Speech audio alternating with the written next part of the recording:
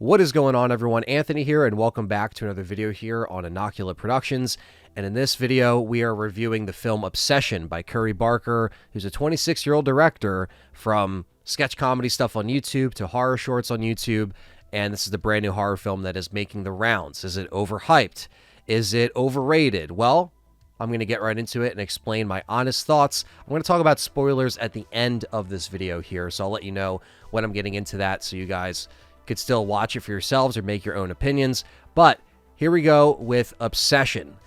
This film is actually a, lower independent film in its budget and its production. Obviously, it got picked up by Focus and Blumhouse and stuff like that, but it was still shot between $750,000 to about $1 million, give or take, right?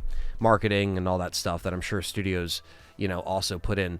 But this is one of those things where it's going to divide a lot of people because now, at this point, it has a lot of hype. And some people might not think that this lives up to said hype and word of mouth, but I think word of mouth is doing this film a lot of favors because it made more money the second weekend it's been out than the first weekend. And I saw it the second weekend. I saw it Friday of Memorial Day weekend, not seeing any trailers, not hearing anything about it. I just knew the name Obsession. I saw it on my film app. I was like, oh, this looks like a horror film. But like just by the name, I was like, maybe it's like a Fatal Attraction. Maybe it's like, a classic tale of a relationship that, whether it's, going bad from the female or the male perspective, from, what we've seen in these types of films before. And that's what I thought it was. So I went in completely blind. I did not know about the One Wish Willow and the things they utilize in this film. And if you guys might have heard what the One Wish Willow is, without giving, too much away, it's what it is. It's basically a novelty toy that you make a wish, and, sometimes you make these wishes with these toys and you're like, I don't believe in that shit. That shit's not going to happen. Well, sometimes when things actually work and there's clear warnings and you don't read the warning signs and you make a wish, you got to be careful what you wish for. Now, and this has been done before. This is the classic tale of, be careful what you wish for. Things might go the other way than what you expected. And that's basically what this is. I think the biggest thing that holds this film together is the acting. I think Michael Johnston and Indy Navarrete, I believe I said that right. Michael plays Baron, Bear, and Indy plays Nikki. And the thing is, what I like about these characters is that every character, even the friend group, is flawed characters to a certain extent. Not so much Nikki, but like, I would say flawed definitely on, the main character side of things. Like, there's a lot of flaws that you see from the beginning. There's a lot of weird, like, signs that you're like, okay, I don't know where this is going. But I think the acting and the way things fall apart in this film pretty quickly, because they do fall apart really quickly. It's just the unraveling of what happens. And I think that there's a great sense of dread in this film that I definitely felt. A lot of the scares were done effectively. Like, they weren't just like your typical horror jump scares, like a cat jumping out of a closet or a hand, touching your shoulder and you're like, oh, it's mostly pretty effectively done for the most part. Like, some of it does get a little tiresome towards the end because you're kind of expecting it and it's not as effective. So I will say that like, you can only hang in corners for so long and do the thing where she's sitting there and you see her in the corner, again, very influenced by Hereditary, which again, I didn't mind personally. But I think at the end of the day, like, a lot of these choices are better than your typical, like, oh, demon jump scare and oh, there's a ghost here in the corner. Like, it's done more practically, where even though this film does deal with, somewhat of what this wish does and how it kind of overtakes, some of these people's lives or many of these people's lives and overtakes, what they're actually trying to strive for, which is just like, I just want a simple relationship, or I just want, this girl to love me.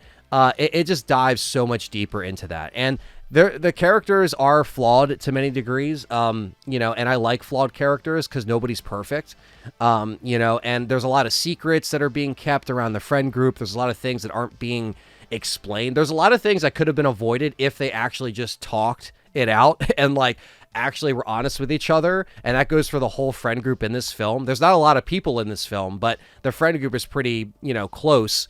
And you would think that if they just had these conversations that things would be over, but there wouldn't be a movie. And to be honest with you, that's just real life. Like in any friend group or in any circle of friends, sometimes there's just things that could be just so much more simple if they communicated things properly.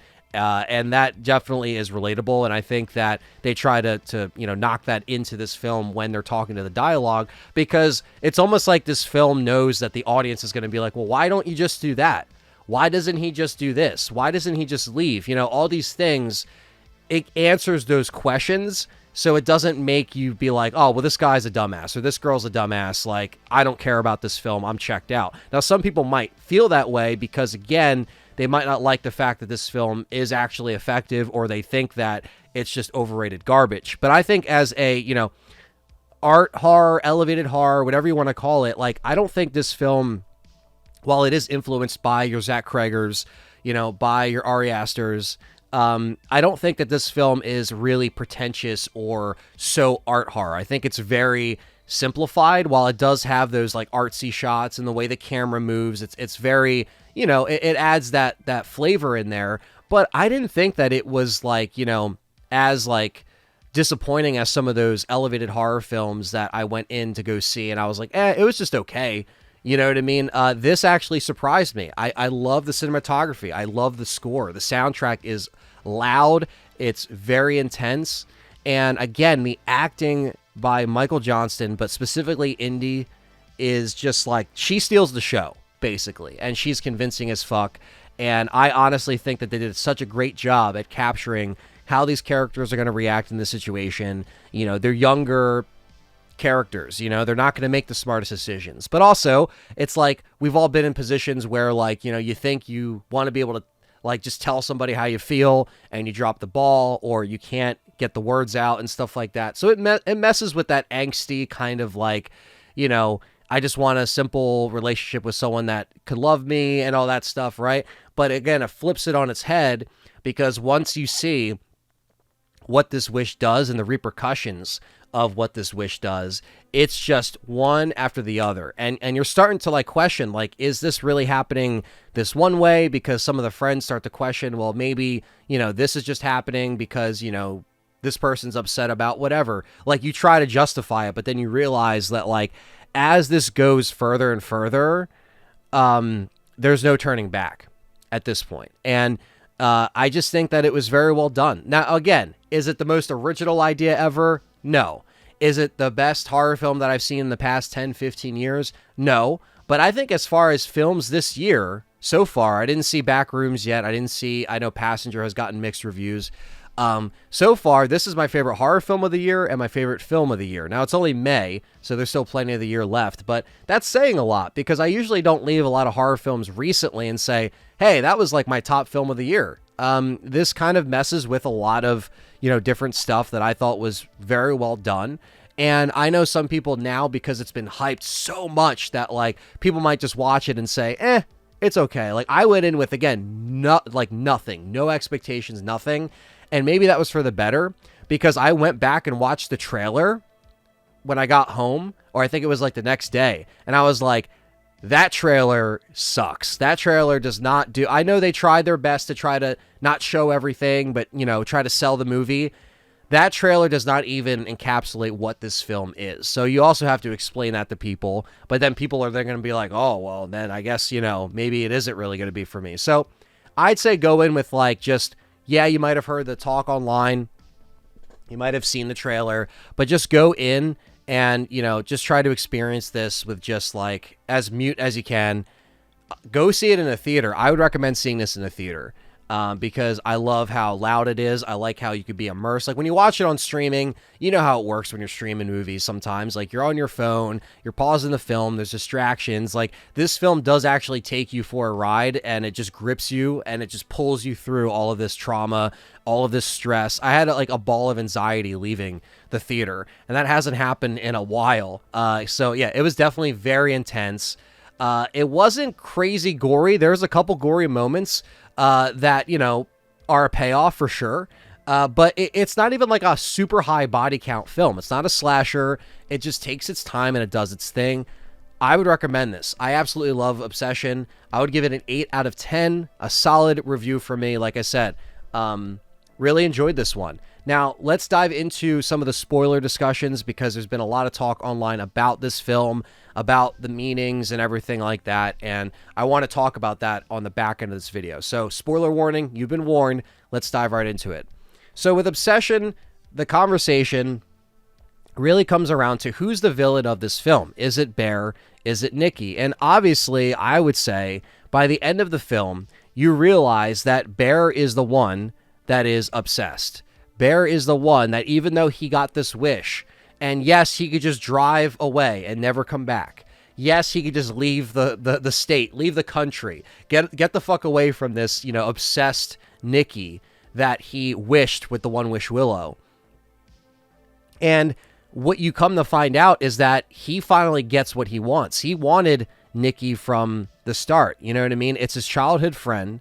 He has feelings for her. She's been around for so long, and he just wanted this one wish. He just thought that it was going to be different than this outcome, and she becomes absolutely obsessed. But when she does that, she's a prisoner. So when he makes this wish, it's almost like, the way Nikki snaps in and out of this film is her coming to. The real Nikki is trying to break through. That's why she screams. That's why she reacts, right? And it's almost like the way that they talked about it, the director, Curry Barker, and of course, Indy talked about, is the fact that she's almost like a prisoner in her own mind. He finally wanted to get his relationship, or what he thinks is a relationship, to Nikki, who again is his childhood friend. Again, Nikki is encapsulated in this curse. She can't break free. Everything she's doing is not really her. So when she snaps back in, it's almost like she's teleporting to each time, which is what Indy was saying, is that she teleports to when she wakes up, right? She's waking up, she's like, oh, like she screams, because it's Nikki, the real Nikki, trying to, she doesn't know what the fuck's going on, and then the curse overtakes her again. Another theory is that she's actually seeing everything through the cursed Nikki eyes, the real Nikki inside that's trapped in that purgatory. Like I said, when he calls customer service and you hear her screaming and you hear that she's still there trying to get out, but she can't, that's absolutely terrifying. And that's when I realized what this film was. It's kind of supernatural, kind of mixes with that. It's not like she's possessed by a demon, but it might as well be that. But she's basically just taken over by this wish, and she's doing shit against her will, shit that Nikki would never do.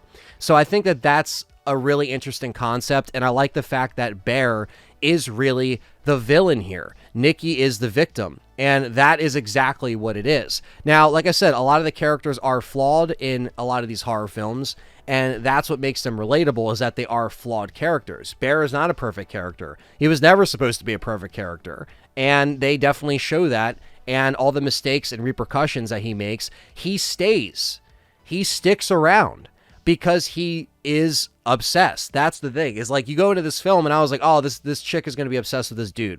That's what I went into this film thinking before I knew the wish was in place and everything, right? There's a scene towards the end that I wanted to bring up during this part of the video where the real Nikki, like I said, she comes in and out of her real self, and then the possessed or cursed Nikki, whatever you want to call her. And she says, why don't you just kill me? She's pleading, please just kill me, because this isn't right. This isn't what I want. This isn't me. And he says no. He basically says, well, what's so wrong with being with me? And he leaves her. And then obviously the rest of the film goes fuck up from there, from the car scene onward. So that's the thing, is that it's very selfish. It's a very selfish move. And I think that's why these characters are relatable, because, again, everybody's made selfish decisions. Everybody's made, different flawed decisions through life. Of course, this is a very extreme condition. This is a very extreme movie. So his choice, obviously, can be viewed as very fucked up. And obviously, he doesn't have any empathy for the real Nikki that is trapped inside towards the end. So I felt that whole twist was actually really good. And some people just completely missed that. I think they just saw this as, he's a dumbass character. Why didn't he just leave? This movie sucks. The characters suck. The writing sucks. And it's it's not so cut and dry. And it's I only saw the movie once, and that's what I got from it, right? So it's just one of those things, like, just me seeing it once. Like, I'm sure you can watch this movie a second time and catch more stuff, and I definitely will check it out a second time when it hits streaming. Or physical media, because this is definitely something I would like to own on physical media. It's just one of those things. Like, I watched the movie once and I got it. And I definitely think that this surprised me. It surpassed expectations, but definitely check it out. If you watch this far, you probably already have seen the film, but let me know what you think down below of Obsession. Like I said, 8 out of 10 from me. Really enjoyed it. My favorite film of the year and horror film of the year so far. Definitely want to check out stuff like Backrooms and Passenger and give my thoughts on that as well. So hit the like button, subscribe, and stay tuned for more videos right here on Innocular Productions. Take care.